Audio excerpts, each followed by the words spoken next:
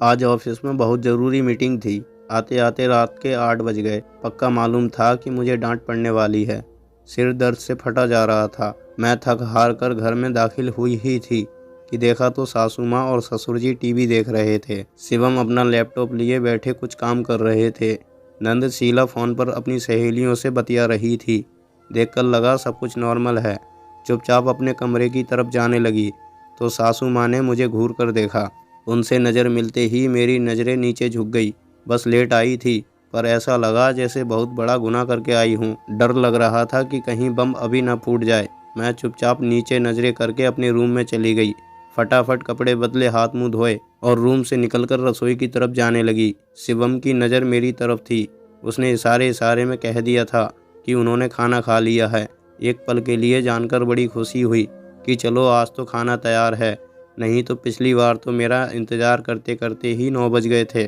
10 भाषण सुने थे वो अलग। कितना सुनाया था सासू माँ ने कि तुम्हें जॉब करने की इजाज़त तो तभी मिली थी कि तुम पहले घर का काम संभालोगी, लेकिन तुम्हारे तो पर ही निकल आए हैं। मैंने खाना बाहर से मंगवाने के लिए कहा तो 2 लेक्चर और सुनने को मिले। पैसा क्या कमाने लगी हो, अपने पैसों की धौंस जमाती हो।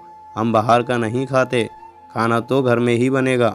फिर 9 साढ़े 9 बजे आनन फानन में सबके लिए रोटी सब्जी बनाई थी। उसमें भी 10 मीन मेख निकाल दिए गए थे। सास ससुर खाना खाते जा रहे थे और मुझे मेरी 10 गलतियां सुनाए जा रहे थे। उसके बाद रात को झूठे बर्तन नहीं रखते। उन सबको धोते धोते 10 बज ही गए। तब जाकर के नींद नसीब हुई थी। पर आज खाना बन भी गया और मुझे कोई बात सुनाई भी नहीं गई। मैं मन ही मन खुश होते हुए रसोई में गई। रसोई में घुसते ही मेरी ये गलतफहमी दूर हो गई। खाना बना नहीं था, खाना मंगवाया गया था, पर उसके बावजूद भी पूरी रसोई को फैला दिया गया था। देखकर लग रहा था कि जिस किसी ने भी खाना खाने के बर्तन रसोई से निकाले हैं, उसके मन में ज़रूर ये चल रहा होगा कि आज बहू को करने के लिए कुछ भी नहीं है, तो क्यों ना रसोई ही फैला दी जाए। यहाँ तक कि जब खाना बर्तनों में परोसा गया था तो भी पहले उसे स्लैब को खिलाया गया था, बाद में बर्तन में पहुँचाया होगा। पर जब मेरी नज़र सिंक की तरफ गई तो झूठे बर्तन देखकर रुलाई फूट गई। ऐसा नहीं है कि मैं कमज़ोर हूँ, पर क्या करूँ, सुबह घर से निकलती हूँ तब जो बर्तन धोकर रख कर जाती हूँ वो भी आने के बाद गंदे ही मिलते हैं। दिन भर घर में कुछ न कुछ सब खाते पीते रहते हैं, पर बर्तनों को धोना कोई पसंद नहीं करता। और काम वाली बाई कोई रख ले, ऐसा हो नहीं सकता। क्या है ना कि बहू के आने के बाद सबको आदत हो जाती है नए नए धर्म निभाने की। खैर, सुबह मेरे जॉब पर जाने के बाद से बर्तन मेरा इंतज़ार करना शुरू करते हैं और बेचारे रात तक मेरा इंतज़ार करते रहते हैं। ऐसा बिल्कुल भी मत सोचिएगा कि इन बर्तनों को मुझसे बहुत प्यार है, बल्कि इसलिए क्योंकि बर्तन धोने की जिम्मेदारी बहू की जो है। दोपहर के खाने के बर्तन तक मुझे मुंह चढ़ा रहे थे। यहाँ तक कि सासू माँ और ससुर जी ने सुबह नाश्ता किया होगा, वो बर्तन भी वहाँ पड़े पड़े मेरा इंतज़ार कर रहे थे। वो झूठे बर्तन वहाँ सिंक में पड़े पड़े मुझे मुंह चढ़ा रहे थे। शायद सारे बर्तन मुझ पर व्यंग कर रहे थे। आ गई महारानी, ज़्यादा खुश होने की ज़रूरत नहीं है। हम यहाँ सुबह से तुम्हारा इंतज़ार कर रहे हैं। अब हमें भी नहला धुलाकर तैयार करके अपनी जगह पर बैठा दो। रात भर हम ऐसे गंदे नहीं रह सकते। मन में आया कि इन झूठे बर्तनों से कह दूँ कि अरे निर्लज, मेरा इंतज़ार क्यों करते हो, किसी और के हाथों भी नहा धो लिया करो। लेकिन नहीं, वो गंदे बर्तन तो अपनी वाली चलाने को तैयार थे। अरे तुम धो लोगी तो कुछ बिगड़ नहीं जाएगा। वैसे भी अब तो हमें तुम्हारी आदत हो गई है। तुम्हारे रहते सास हम बर्तनों को धोए तो तुम्हें ही पाप पड़ेगा, और नन से हम धुलना नहीं चाहते। हाँ, सासू माँ इजाज़त दे तो कोई नौकरानी ही रख लेती हूँ तुम लोगों को धोने के लिए। ना ना, हम किसी अजनबी के हाथों धुलना नहीं चाहते। हम तो इसी घर के बर्तन हैं। पता नहीं नौकरानी हमारे साथ क्या क्या करेगी। ना बाबा ना, हमारी भी कोई इज्जत है। हमें कोई गैर छुए वह हमसे बर्दाश्त नहीं होगा। धोना तो तुम्हें ही पड़ेगा। सारे के सारे बर्तन मुझे अपनी सास की भाषा बोलते हुए प्रतीत हो रहे थे। आखिर उन्हीं के बसाए हुए जो थे तो उन्हीं की भाषा बोलेंगे। संगत का असर इसे ही तो कहते हैं। मैंने खाना बाद में खाया, पर पहले बर्तन धोना शुरू किया।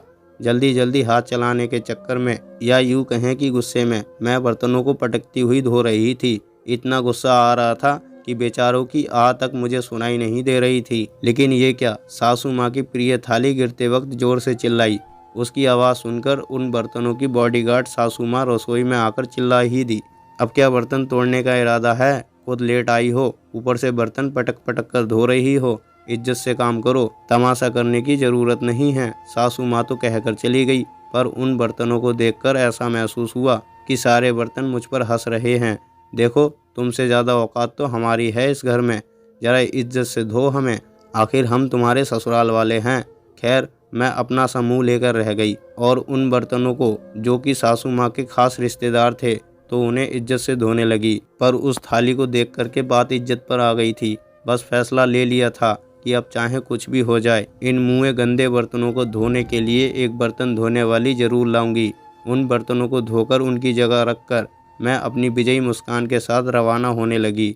मैंने एक बार पलट कर देखा तो वो बर्तन मुझे देखकर मुस्कुरा रहे थे और कह रहे थे, कर ले बेटा, तू भी अपनी मन की कर ले, होगा तो वही जो हमारी बॉडीगार्ड चाहेगी। बाय गॉड, तन बदन में आग लग गई।